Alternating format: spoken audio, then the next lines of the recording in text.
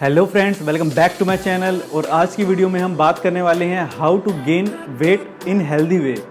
ये वीडियो खास उनके लिए होने वाली है जो अपना वेट गेन करने का बहुत ट्राई कर रहे हैं लेकिन गेन नहीं कर पा रहे हैं। वेट कम होने की वजह से आपको बहुत चीजें झेलनी पड़ती है, जैसे कि कपड़े फिट नहीं आते हैं, कमर से पैंट खिसक जाती है या फिर कई बार कॉन्फिडेंस में कमी आ जाती है। लेकिन अब और नहीं, इस वीडियो को लास्ट तक देखिए और खुद को एक मौका और दीजिए। तो चलिए वीडियो स्टार्ट करते हैं। वेट गेनिंग के बारे में जानने से पहले ये जानिए कि सभी लोगों में वेट को लेकर के 3 कैटेगरी होती है, ectomorph, endomorph and mesomorph. Ectomorph के बारे में ही हम आज बात करने वाले हैं। इनमें वो लोग आते हैं जिनका वेट गेन बहुत ही ज़्यादा मुश्किल से होता है।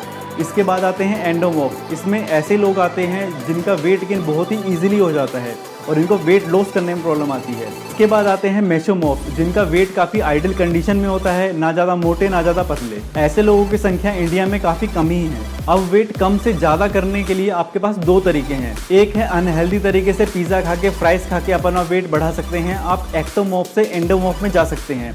इसमें आपका पेट बाहर आ जाएगा, बॉडी में फैट की क्वांटिटी बहुत ज़्यादा बढ़ जाएगी।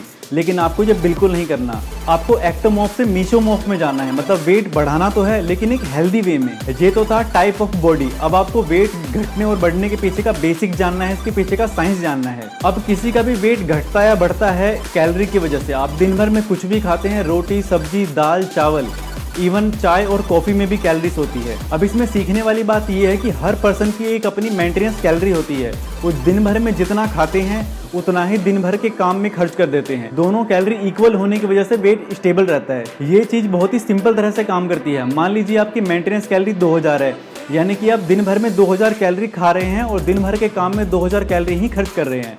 तो अगर आपको वेट गेन करना होगा तो आपको अपने मेंटेनेंस कैलोरी से थोड़ा और कैलोरी ज़्यादा इंटेक करना पड़ेगा। इसका मतलब ये है कि आपको दिन भर में 2200 से 2500 कैलोरी तक लेना होगा। यहीं पे कई लोग गलती करते हैं। जब वो कैलोरी बढ़ाने के बारे में सुनते हैं तो वो जंक फूड, पिज़्ज़ा वगैरह खाने लगते हैं।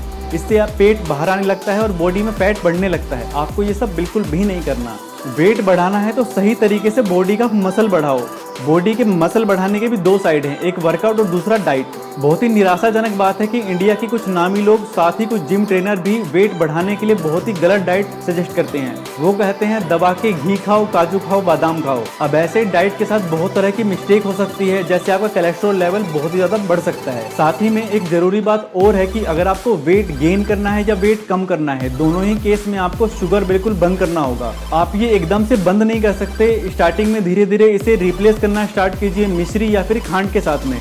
बाद में आप इसे धीरे धीरे बंद भी कर सकते हैं। आप स्पेसिफिक डाइट फॉलो करके भी अपना वेट गेन कर सकते हैं, लेकिन मेरा मानना यह है कि पूरी डाइट चेंज करने की बजाय आप अपनी डाइट में छोटी सी चेंज करके भी अपना वेट बढ़ा सकते हैं। इसके लिए बस आपको करना ये है कि आपको दिन भर के हर मील में प्रोटीन ऐड करना है। ये आप कैसे कर सकते हैं? ये कुछ चीज़ें हैं जिन्हें ऐड करके आप अपने मील में प्रोटीन ऐड कर सकते हैं, जैसे कि चिकन, फिश, एग्स ऐड कर सकते हैं। अगर आप वेजिटेरियन हैं तो आप पनीर, सोया चंक्स, सोयाबीन, दाल, राजमा वगैरह ऐड कर सकते हैं। अगर आप दिन भर में खाते हैं केवल चावल, रोटी, दाल, सब्जी, तो इन सब से आपका वेट गेन नहीं होगा। आपको अपने डाइट में प्रोटीन ऐड करना ही पड़ेगा। तो रिसर्च कीजिए कि कौन कौन से खाने में प्रोटीन होता है और इसे अपने डाइट में ऐड कीजिए।